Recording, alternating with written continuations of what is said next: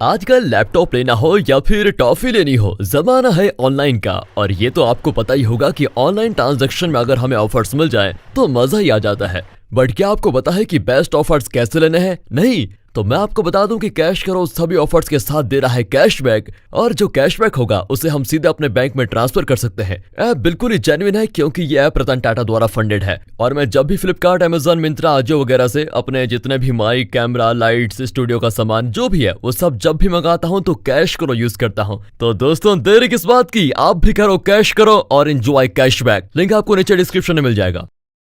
Welcome dear rockets, आज हम देखने वाले हैं हॉन्टेड यूनिवर्सिटी, जिसमें हम 3 कहानियों को देखेंगे। तो मूवी की शुरुआत में हम पहली स्टोरी को देखते हैं जिसका नाम है फाइनल ईयर चीयर्स। यहाँ हम एक यूनिवर्सिटी को देखते हैं जहाँ यूनिवर्सिटी के बच्चे फाइनल ईयर के आखिरी दिन को सेलिब्रेट करने आए होते हैं। उनकी यूनिवर्सिटी किसी हॉन्टेड प्लेस से कम नहीं होती, क्योंकि यहाँ पिछले कई सालों से फाइनल ईयर के आखिरी दिन पर किसी न किसी स्टूडेंट की मौत हो जाती है। और ये बात सभी पेरेंट्स को पता होती है। असल में यूनिवर्सिटी पर एक भूत का साया है और जो भी स्टूडेंट आखिरी दिन पर उस भूत को देखता है उसकी मौत हो जाया करती है। तो कुछ समय के बाद हम टाई को देखते हैं जिसे भूत दिखाई दिया करते हैं। वहीं टाई की एक चाइल्डहुड फ्रेंड भी है जिसका नाम टिमी होता है। टिमी काफी शांत व्यवहार की लड़की है और टाई उसका हमेशा ख्याल रखती है। अब कुछ समय के बाद जब टिमी अपने दोस्तों के साथ हॉल से गुजर रही होती है तभी उसे कुछ अजीब सा महसूस होने लगता है। वो एक रूम के सामने रुकती है तो उसको एक भूत की परछाई दिखाई देती है, लेकिन टाई उसके आंखों के सामने पेपर डाल देती है, क्योंकि अगर टिमी ने उस भूत को देख लिया तो वो भूत टिमी को मार देगी। अब हम असेंबली हॉल में सभी बच्चों को इकट्ठा देखते हैं। यहाँ लोगों को इसीलिए बुलाया गया है ताकि कुछ स्टूडेंट उनके म्यूजिक से माहौल को अच्छा बना सके।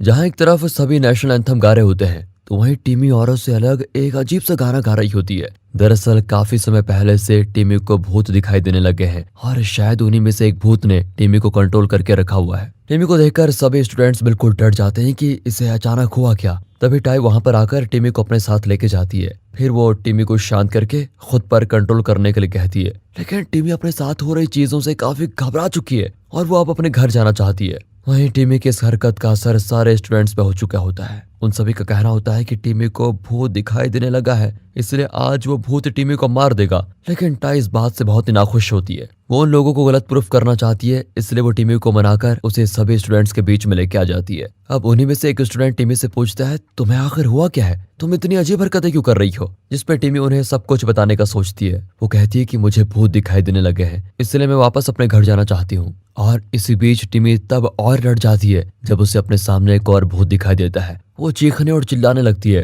पर स्टूडेंट्स को टिमी पर भरोसा ही नहीं होता। वो कहते हैं कि अगर हमारे बीच और स्टूडेंट्स को भी भूत दिखाई देने लगा तभी हम तुम्हें यहाँ से जाने देंगे। लेकिन कोई भी स्टूडेंट टिमी की बातों से सहमत नहीं होता, क्योंकि उन्हें तो भूत दिखाई नहीं देता। लेकिन टिमी जानती है कि टाई भी भूत देख सकती है। लेकिन टिमी के तो तब होश उड़ जाते हैं जब टाई भी कहती है कि मुझे भूत नहीं दिखते। अब इस चीज से टिमी को काफी बुरा लगता है। तभी टिमी को गाने की आवाज आती है। वो सोचती है कि स्टूडेंट्स गा रहे होंगे, लेकिन वो बिल्कुल गलत होती है, क्योंकि सभी स्टूडेंट्स तो शांत बैठे होते हैं। लेकिन जब टिमी को महसूस होता है कि गाने की आवाज उसके ऊपर से आ रही है, तब जैसे ही वो ऊपर देखती है तो कई सारे भूतों को देखकर बिल्कुल हैरान, और इसी के साथ वो काफी डर कर एक लड़की पर उल्टी कर देती है। कॉलेज के सभी स्टूडेंट टिमी की इस हरकत पर मजाक बनाने लग जाते हैं और बेचारी टिमी परेशान होकर वहां से भाग जाती है। वहीं टाई अपने दोस्त को अकेला नहीं छोड़ सकती, इसलिए वो उसे ढूंढने निकल पड़ती है। फिर इसी दौरान टाई एक कमरे में पहुंचती है और यहाँ उसको एक भूतिया लड़की दिखती है जो किसी से बात कर रही है। टाई उस भूत को देख सकती है, लेकिन वो उसे ना देखने का बहाना करके टिमी को ढूंढने चली जाती है।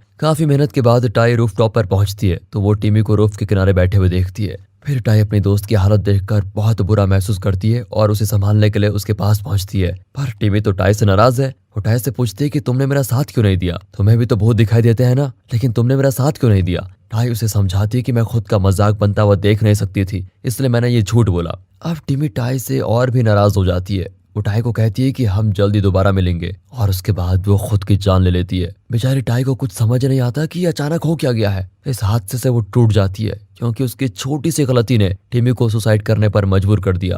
लेकिन तभी टाई देखती है कि टिमी मरने के बाद उसके पास आ जाती है, लेकिन वो टिमी का भूत होता है। और समय भी अब तेजी से बीतता है। टाई अपनी ग्रेजुएशन कंप्लीट कर लेती है, लेकिन हम देखते हैं कि टिमी का भूत अब टाई के साथ रहने लगा है और वो दोनों हर काम को साथ में क्या करते हैं। इसी के साथ दोस्तों दूसरी कहानी शुरू हो जाती है जिसका नाम है द सी बेड। इस कहानी के शुरू में हम टैन नाम के एक मेडिकल स्टूडेंट को देखते हैं जो एक यूनिवर्सिटी हॉस्पिटल में अपने रूममेट के साथ रहा करता है। लेकिन इन सब से अलग आज टैन का यूनिवर्सिटी में पहला दिन होता है और वो अपने लैपटॉप पर कुछ पॉडकास्ट देखता है। तभी टैन की नजर एक पॉडकास्ट पर जाती है जिसमें कुछ स्पेशल इन्फॉर्मेशन होती है। वो उस पॉडकास्ट में सुनता है कि एक स्टूडेंट अपने ग्रेजुएशन से पहले खुद के बेड पर मर जाता है, लेकिन वो स्टूडेंट अब भूत बन चुका है और वो हर साल अपने बेड पर सोने आता है। तभी टैन को बहुत घबराहट होने लगती है। असल में उस स्टूडेंट का बेड नंबर सी होता है और टैन का बेड नंबर भी सी है। खैर उसी रात टैन अपनी गर्लफ्रेंड से मिलता है जिसका नाम मीजा होता है। वो दोनों काफी अच्छा समय बिताते हैं।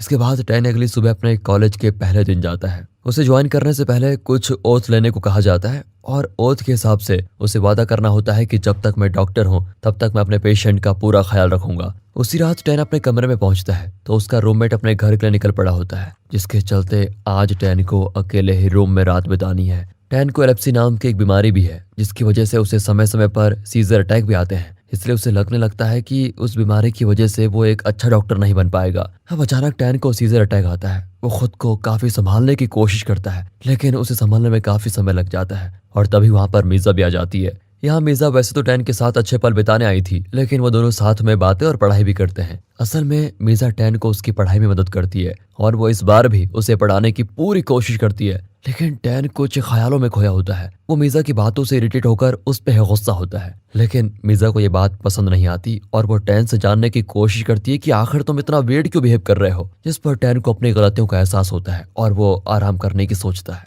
वही रात के वक्त टैन के कमरे में लाइट का आना जाना लगा हुआ रहता है, जिसके चलते टैन की आंखें खुल जाती है। वो मीजा को गायब देखकर उसे ढूंढने निकल पड़ता है तो वो कहीं नहीं दिखती। तभी टैन की नजर उसके फ्रिज पर जाती है, जहां वो देखता है कि फ्रिज के सामने वाली बोतल खुद ब खुद चल रही है।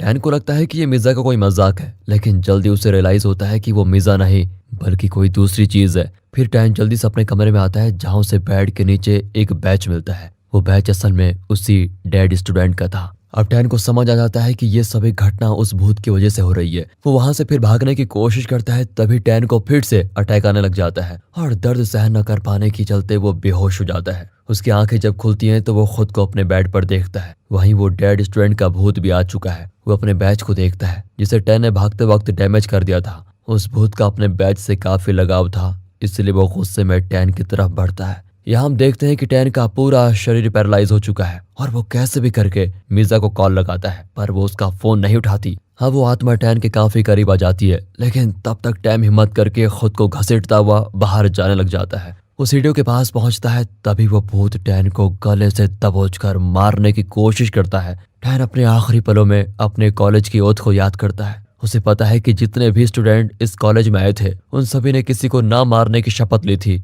इसलिए टैन उस आत्मा को अपनी ओथ याद दिलवाता है जिसे उस स्टूडेंट ने कभी न कभी तो लिया होगा। टैन का यह आइडिया काम कर जाता है और वो भूत से बचकर बाहर आ जाता है। यहाँ टैन सबसे पहले मीजा से बात करता है। वो उसको जल्दी से बता देता है कि मैं तुम्हें बहुत प्यार करता हूँ, यहाँ तक कि मैं आज के अपने रूड बिहेवियर के लिए तुमसे माफी मांगता हूँ। और अब ये सारी चीजें वो भूत भी सुन रहा होता है जो कि कुछ ही सेकंड्स में गायब हो जाता है। और अब तीसरी कहानी होती है शुरू, जिसका नाम है ओल्ड साइंस बिल्डिंग। यहाँ हम एक हाई स्कूल स्टूडेंट को देखते हैं जो कि गलियारे से होते हुए जा रही होती है। तभी उसकी नजर एक फूल पे जाती है और यहाँ अचानक से एक हाथ उस फूल को उठा लेता है। ये देखकर उस लड़की की हालत खराब हो जाती है क्योंकि ये सब कुछ बिल्कुल उसके लिए अनरियलिस्टिक था। तभी एक उल्टी लड़की भी भूत उस लड़की पर हमला करके उसे मार देती है। वहीं दूसरी तरफ मिन नाम की लड़की अपने दो दोस्तों के साथ एक बिल्डिंग में होती है। वो उन दोस्तों को उसी लड़की भी भूत की कहानी सुना रही होती है, लेकिन उसके दोस्तों को इन सब बातों पर बिल्कुल भी विश्वास नहीं होता। अब मिन भी ज्यादा समय न लेते हुए अपने भाई को कॉल करती है। असल में मिन के भाई ने उसके लैपटॉप को रखा होता है,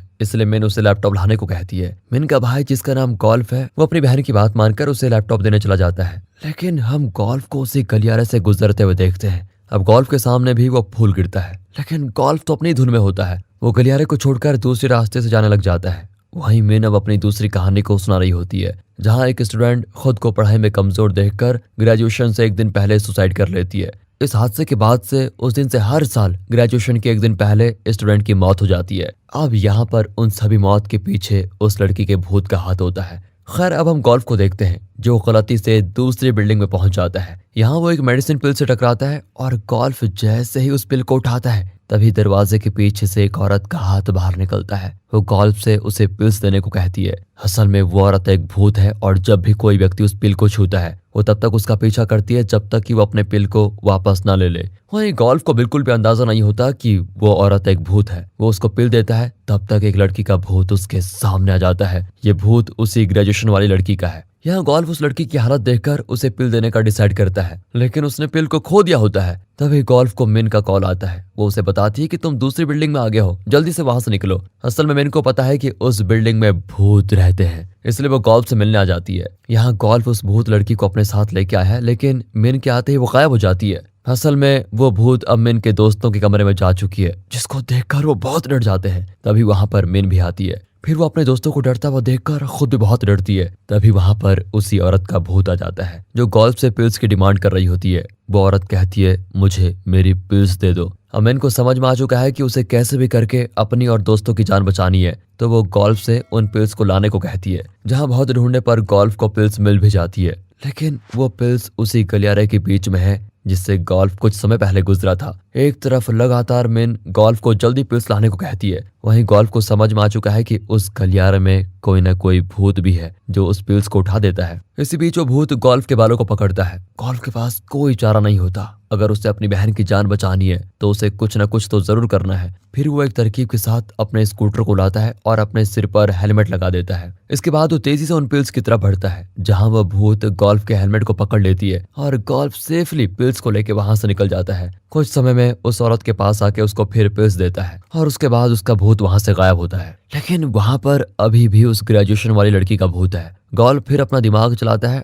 और वो उस भूत को कहता है, मुबारक हो, आज आपने ग्रेजुएशन पूरी कर ली। इसी के साथ गोल्फ उस भूत की बाकी लोगों के साथ फोटो भी क्लिक करता है। अब इस भूत को लगने लगता है कि वो सही में ग्रेजुएट हो चुकी है, जिसके बाद वो खुशी खुशी वहां से गायब हो जाती है। और दोस्तों, इसी के साथ ये कहानी यहाँ पर खत्म होती है और आपसे गुजारिश है कि हमारे दूसरे चैनल मूवीज वेदर को भी सपोर्ट कीजिए। लिंक आपको नीचे डिस्क्रिप्शन में मिल जाएगा। बाकी अगर वीडियो अच्छी लगी हो, एक्सप्लेनेशन अच्छा लगा हो तो लाइक कीजिए, चैनल को सब्सक्राइब। मिलते हैं अगली वीडियो में, तब तक के लिए गुड बाय, अपना ख्याल रखिए and finally thanks for watching.